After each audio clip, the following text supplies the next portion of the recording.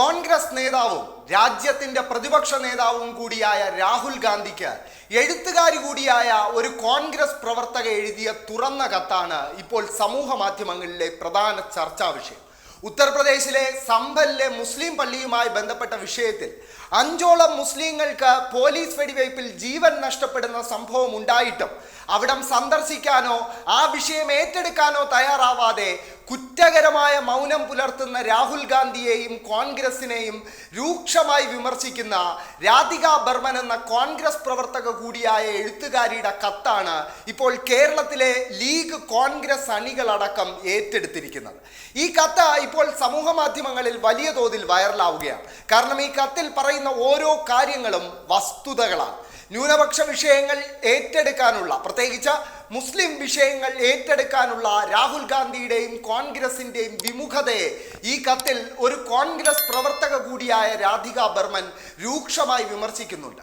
നിങ്ങളിപ്പോൾ സ്ക്രീനിൽ കാണുന്നത് എക്സിൽ ഏതാനും ദിവസങ്ങൾക്ക് മുമ്പ് രാധിക ബർമൻ പങ്കുവച്ച ആ കുറിപ്പാണ്. ആ കത്തിൽ രാഹുൽ ഗാന്ധിയെ ടാഗ് ചെയ്തുകൊണ്ട് തന്നെയാണ് ആ കത്ത് ആരംഭിക്കുന്നത്. ആ കത്തിൻ്റെ പരിഭാഷ ഇങ്ങനെയാണ്: പ്രിയപ്പെട്ട രാഹുൽജി, എനിക്ക് താങ്കളുമായി ബന്ധപ്പെടാൻ മറ്റു വഴികളില്ലാത്തത് കൊണ്ടാണ് ഈ ട്വീറ്റുമായി വരുന്നത്. ഒരു പാർട്ടി പ്രവർത്തക, ഒരു ഭരണഘടനാവാദി, ഒരു ഇന്ത്യൻ പൗര, ഒരു മനുഷ്യൻ, ഒരു ഹിന്ദു എന്നീ നിലകളിലാണ് ഞാൻ നിങ്ങളോട് സംസാരിക്കുന്നത്. ഇത് നിങ്ങൾക്ക് മാത്രമല്ല, ഇന്ത്യ സഖ്യത്തെ പിന്തുണയ്ക്കുന്ന, മതേതരത്വത്തിൽ വിശ്വസിക്കുന്ന എല്ലാവർക്കുമുള്ള സന്ദേശമാണ്. ന്യൂനപക്ഷ വിഷയങ്ങളിൽ ഇടപെടുന്നതിൽ കോൺഗ്രസിന് ചില ആശങ്കകളുണ്ടെന്ന് എനിക്ക് തോന്നുന്നു. ഇടപെടലുകൾ ഏതാനും ട്വീറ്റുകളിൽ ഒതുങ്ങുകയാണ്. ചിലപ്പോൾ അതിനു പോലും സ്ഥിരതയില്ല. എല്ലാ വിഷയങ്ങളിലും താങ്കൾ പ്രതികരിക്കണമെന്ന് ആഗ്രഹിക്കുന്നത് യുക്തിരഹിതമാണെന്ന് എനിക്കറിയാം. എന്നാൽ പ്രതിപക്ഷ നേതാവെന്ന നിലയിൽ ചില സന്ദർഭങ്ങൾ താങ്കളുടെ നിർണായക ഇടപെടൽ ആവശ്യപ്പെടുന്നുണ്ട്. 5 മുസ്ലിങ്ങൾ കൊല്ലപ്പെട്ട സംഭലിലെ കൂട്ടക്കൊല അത്തരത്തിലുള്ള ഒന്നാണ്. അത് കേവലം ഒരു സംഘർഷമല്ല, അതൊരു കൂട്ടക്കൊലയാണ്. ബദൽ ഇന്ത്യയെ പ്രതിനിധീകരിക്കുന്ന ഒരു നേതാവെന്ന നിലയിൽ താങ്കളുടെ ധീരമായ ഇടപെടൽ സംഭലിൽ ഉണ്ടാവേണ്ടതുണ്ട്.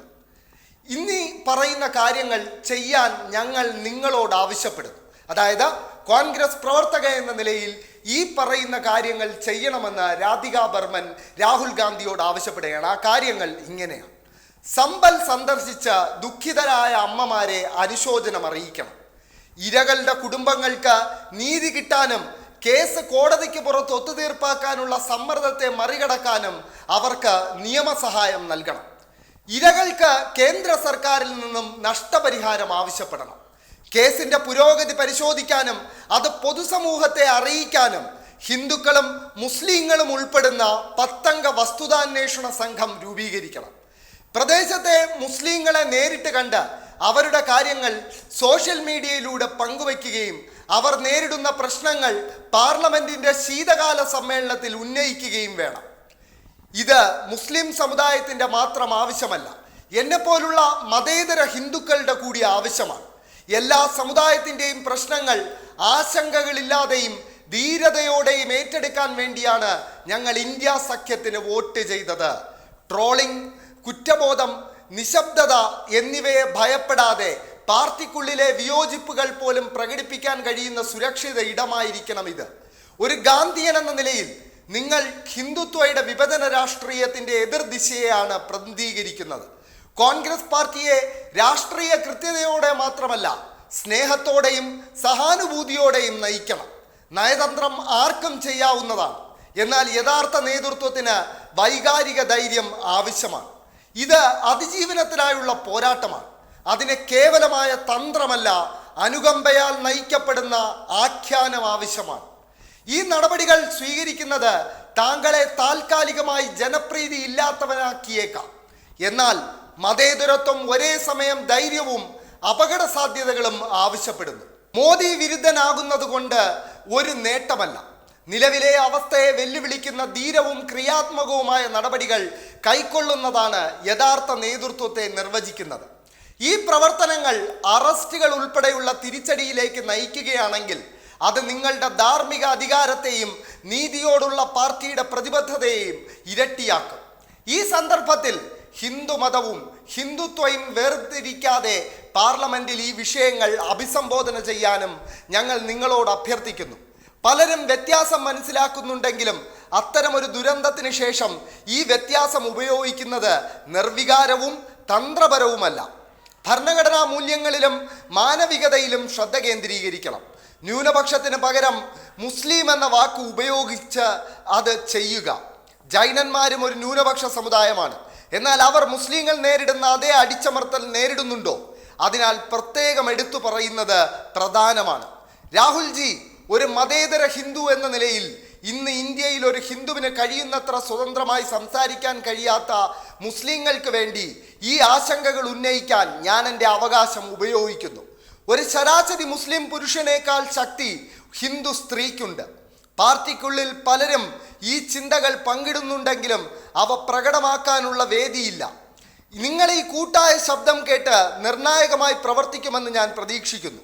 ഈ സമ്പലിനോടുള്ള നീതി മാത്രമല്ല, നമ്മുടെ പാർട്ടി നിലകൊള്ളുന്ന ഇന്ത്യ എന്ന ആശയം വീണ്ടും ഉറപ്പിക്കലാണ്. ഒരു സഹോദരി സഹോദരനോട് നടത്തുന്ന ഹൃദയംഗമമായ അഭ്യർത്ഥനയായി ഇത് പരിഗണിക്കുക. നിങ്ങളുടെ സമയവും ശ്രദ്ധയും ഇതിനുപയോഗിച്ചതിന് നന്ദി. ഇങ്ങനെയാണ് രാധിക ബർമൻ തൻ്റെ വികാരനിർഭരമായ ആ കുറിപ്പ് അവസാനിപ്പിക്കുന്നത്. അതിൽ രാഹുൽ ഗാന്ധിയോട് ഏറ്റവും പ്രധാനമായി രാധിക ബർമൻ എന്ന കോൺഗ്രസ് പ്രവർത്തക കൂടിയായ എഴുത്തുകാരി സൂചിപ്പിക്കുന്നത് ന്യൂനപക്ഷ വിഷയങ്ങൾ, പ്രത്യേകിച്ച് മുസ്ലിം ന്യൂനപക്ഷങ്ങളുടെ വിഷയങ്ങൾ ഏറ്റെടുക്കാനുള്ള മടി, അത് മാറ്റാൻ രാഹുൽ ഗാന്ധിയും കോൺഗ്രസ് എന്ന പാർട്ടിയും തയ്യാറാകണം എന്ന കാര്യം തന്നെയാണ്. സമ്പലിൻ്റെ വിഷയം തന്നെ ഉദാഹരണമായി എടുക്കുകയാണെങ്കിൽ, കഴിഞ്ഞ പാർലമെന്റ് തുടങ്ങി 4 ദിവസം നമ്മൾ പരിശോധിക്കുകയാണെങ്കിൽ 4 ദിവസത്തിനിടെ കോൺഗ്രസ് നിരവധി നോട്ടീസുകൾ പാർലമെന്റിൽ അദാനിയുടെ അഴിമതി ചർച്ച ചെയ്യണമെന്ന് ആവശ്യപ്പെട്ട് നൽകിയിട്ടുണ്ട്. എന്നാൽ ഒരു നോട്ടീസ് പോലും ഒരു കോൺഗ്രസിന്റെ MP പോലും സമ്പലിലെ വിഷയം ചർച്ച ചെയ്യണമെന്ന് ആവശ്യപ്പെട്ട് നൽകിയിട്ടില്ല എന്നത് തന്ത്രപ്രധാനമായ ഒരു കാര്യമാണ്. രാജ്യസഭയിൽ പോലും മുസ്ലിം ലീഗിന്റെ MP-മാർ CPM-ന്റെ MP-മാരോടൊപ്പം ചേർന്നാണ് സമ്പലിലെ വിഷയം ചർച്ച ചെയ്യണമെന്ന് ആവശ്യപ്പെട്ട നോട്ടീസ് നൽകിയിരിക്കുന്നത്.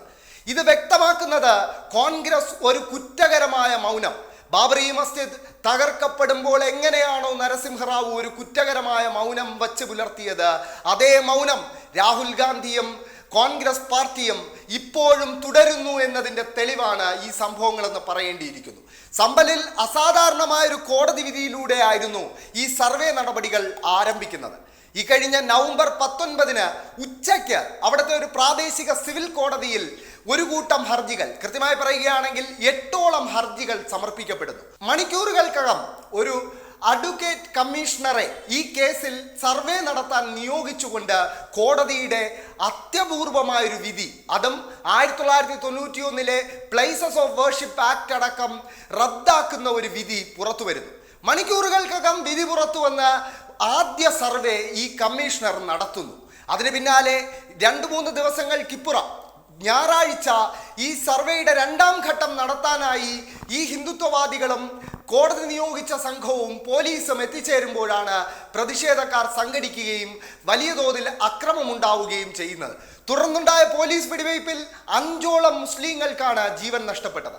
ഇപ്പോഴും പുറത്തു നിന്നുള്ള ഒരു നേതാക്കൾക്കും ഉത്തർപ്രദേശിലെ പ്രധാന പ്രതിപക്ഷമായ സമാജ്വാദി പാർട്ടിയുടെ സംഘത്തിന് പോലും സമ്പലിലെ ആ പ്രദേശത്തേക്ക് കടക്കാൻ പോലീസ് സംവിധാനം അനുവദിക്കുന്നില്ല എന്നതാണ് ഏറ്റവും പ്രധാനപ്പെട്ട കാര്യം.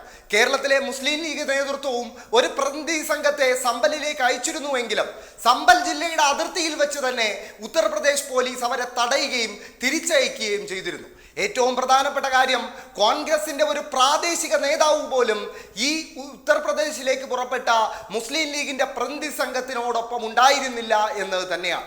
എന്തായാലും കോൺഗ്രസിന്റെ ഈ വിഷയങ്ങളിൽ അടക്കമുള്ള കുറ്റകരമായ മൗനം ചോദ്യം ചെയ്തുകൊണ്ടുള്ള കോൺഗ്രസ് പ്രവർത്തക കൂടിയായ എഴുത്തുകാരി രാധിക ബർമന്റെ കത്ത് വലിയ തോതിൽ വൈറലാവുകയാണ്. ആ കത്ത് വൈറലാവാനുള്ള ഏറ്റവും പ്രധാനപ്പെട്ട കാര്യം, അതിൽ പറയുന്ന കാര്യങ്ങൾ വസ്തുതയാണ് എന്നത് തന്നെയാണ്.